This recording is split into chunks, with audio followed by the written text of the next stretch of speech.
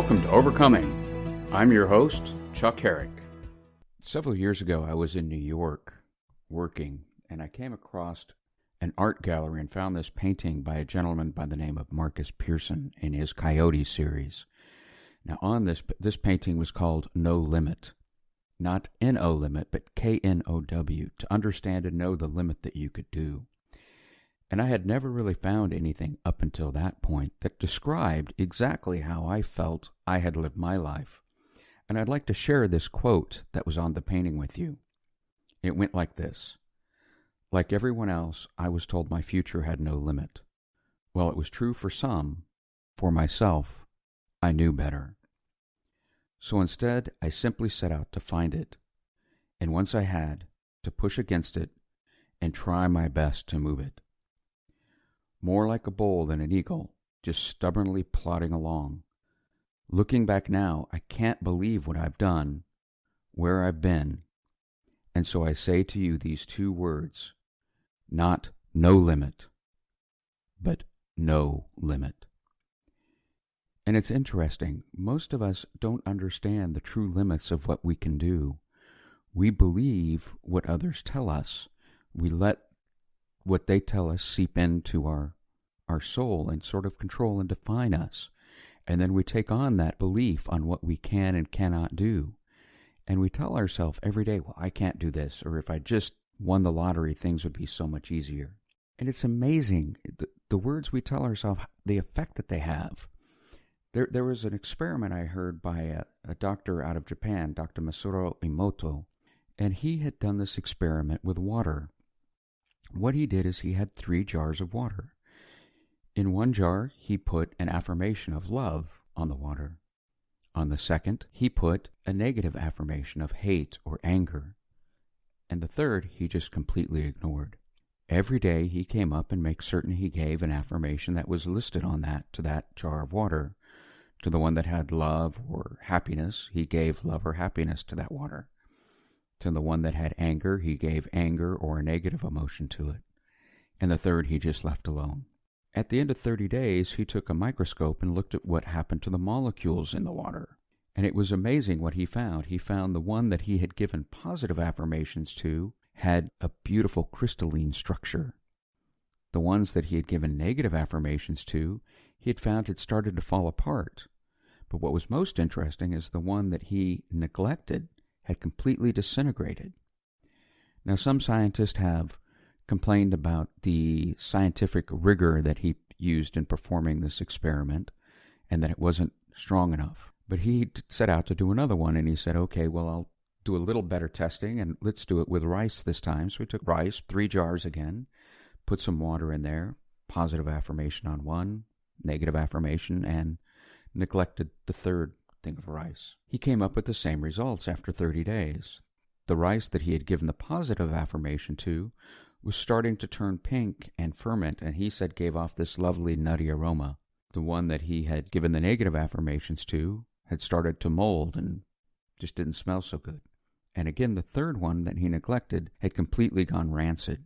Now, if you search on YouTube, you can find this experiment and many other people who have tried the experiment to varying results. But it does give us something. Even if we can't scientifically prove it, there is some correlation to this. There is a difference in the jars that people see when you look on YouTube between the positive, the negative, and the neglected affirmations. Lately, there have also been some tests that are being performed by what's called remote prayer, where people will be given a group in another country or another city and told to pray for them.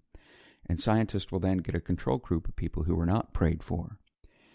Now, you can see the automatic problem with this is those people who weren't prayed for by another group might be being prayed for by somebody else in their family. But there are some where they're noticing a difference, where those who were prayed for or had more people praying for them had some better results, better outcomes. So it goes to show, or it begs the question, what's going on here? What is happening when we tell ourselves something or other people are telling ourselves something? What's happening to us? At a molecular level, that could really affect us. So think what it does to your mind, what you believe you can or cannot do.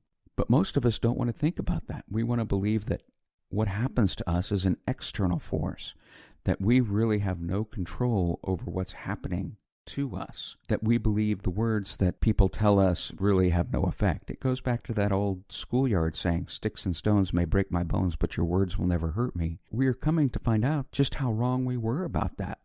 Yes, sticks and stones can hurt your bones, but the words, they truly have lasting effect on how we go through our life.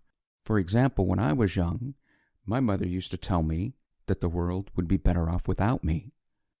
This is something that greatly affected every aspect of my life.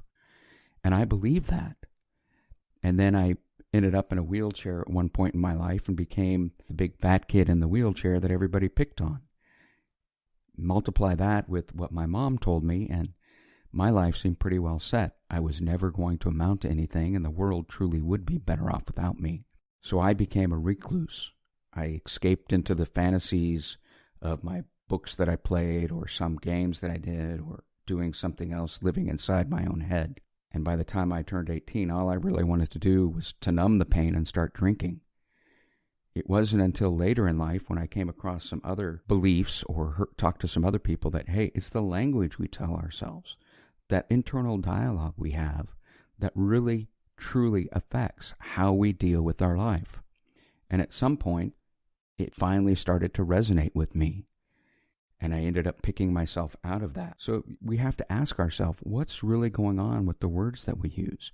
How is this affecting us? There was a book that helped change my life called The Magic Power of Thinking Big. And in that book, they talk about the channels that we play in our mind. This author called it Channel N and Channel P. Channel N being the negative thoughts we tell ourselves. Channel P being the positive thoughts. Now, when you look at this, most of us have Channel N playing. And what happens is the person who's in control of Channel N, they get really good at their job. Whenever you have a negative thought, he goes out and he finds different memories to prove, you're right, you can't do this. There's no way you could ever do this in your life. And Channel P sits there, and the person who runs that station doesn't get the workout or the exercise, so he never gets good at bringing things in. And then what we do on top of that, humans, we're nothing but storytelling machines. So we tell ourselves, we'll see a set of facts. Oh, this person, when I walked into the room, turned away from me. That must mean they didn't like me. It isn't that maybe they saw something else across the room. We automatically think it's they didn't like me. Or when we walk in and people stop talking, we think they must be talking about me. And when I walked in, that's why they stopped talking. And we start to reinforce this story and play it over and find those channels. And then the person who's in charge of Channel N goes out and just catalogs those and gets really good at referencing and saying, well, remember the last time you walked into the room? These people really don't like you. Manager of Channel P just sits there and has nothing to do. But what we need to do is start paying attention to that internal dialogue and noticing which channel that we're listening to, whether it's Channel N or Channel P. And if it's Channel N, we need to turn it off. But the hard part we have to do about that is we have to first disconnect from those stories and realize it's just a story we're telling ourselves.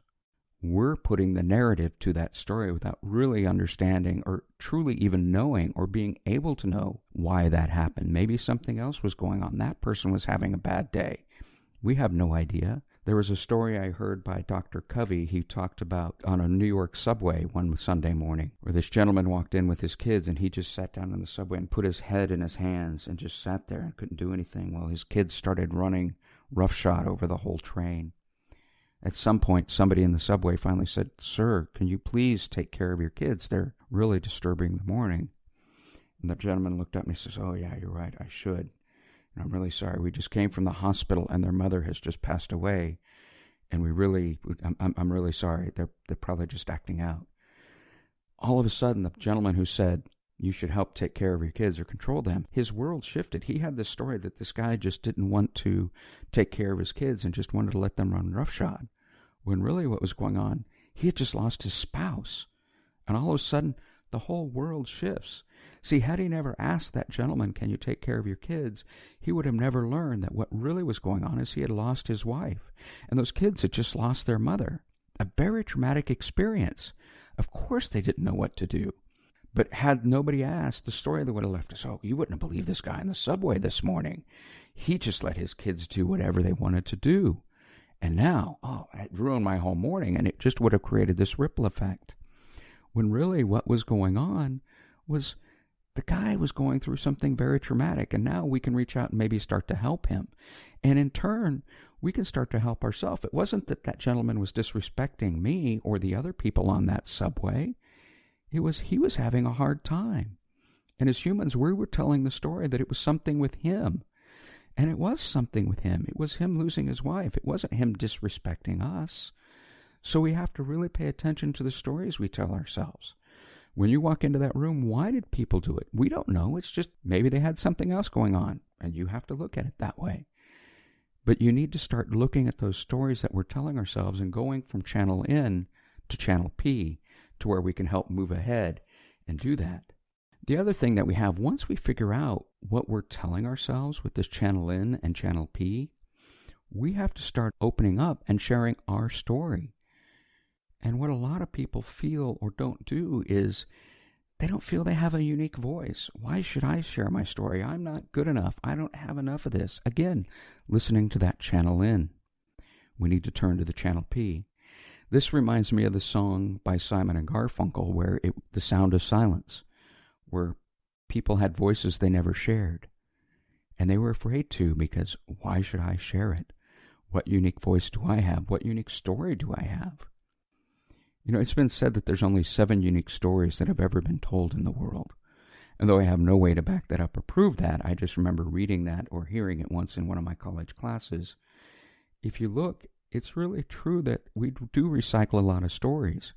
Like when I was young, one of the shows that a lot of people, my elders loved to watch, was West Side Story. Well, as I got older, I found out that's just Romeo and Juliet, retold. Somebody had a unique way to look at it and say, hey, I love Romeo and Juliet, but what if we set it in New York City and instead of rival families, we have rival gangs? Now, they switched the story a little bit, but still, it was a unique story. It was some unique way to look at it. Or you can go even further. There was another more recent remake of Romeo and Juliet called Warm Bodies. And what they did instead of warring families is you had zombies and humans, and a zombie and human fall in love. Well, that's sort of a unique way to tell the story. Or like the song I mentioned earlier, The Sound of Silence. A band called Disturbed just remade that and has really taken off and been one of their more popular songs. It's interesting to see how people react to that, because they took this folk song and made it sort of into this power rock, but very sad and quiet song. It's very powerful if you go and watch the video on what they've done. And if you didn't know it was an old folk song, and you never heard Simon and Garfunkel's version, you would think, this is really unique. This is brand new and refreshing. But if you read it, listen to the lyrics, they're talking about we need to open up and share our voice, but we're all so afraid. But we all have something to share. Because, you know, the thing, like going back to Romeo and Juliet, for some reason, when I try to read Shakespeare, it doesn't resonate with me. But there's other versions like West Side Story that truly do, and I truly understand what they were trying to get at, or what Shakespeare was saying about the power of love and how it can transcend everything. And that's what he's really trying to get at to me in that story. But it was the unique voice of West Side Story that truly brought it home to me. So this is something that we need to open up and share with each other. And as we do that, as we move and stop telling ourselves these stories about what happens around the people around us and saying, well, nobody likes me or nobody wants to do this, we're putting a story on them. We need to stop doing that and then catch ourselves when we're listening, when the internal dialogue we have is that channel N or channel P. Which one do you want to listen to? And if you go back and think about the rice and water experiments and how that affects things on a molecular level, when we're telling ourselves these negative stories and beating ourselves up, what's happening internally to us? We have to start turning that from that channel N to channel P and start telling ourselves positive stories. Start doing little things, challenging ourselves every day to like the coyote in Marcus Pearson, where he's pushing against that wall, just pushing against it more like a bull. Keep pushing and knowing what you can do. If somebody tells you you can't do something and it's something you've never done and they have done it, but listen with a grain of salt. Maybe they couldn't overcome their fear and you can do the next thing. Think of the person who ran the first 4-minute mile. Everybody kept saying, it can't be done, it can't be done, it can't be done. And he went out and kept training and kept training and kept training.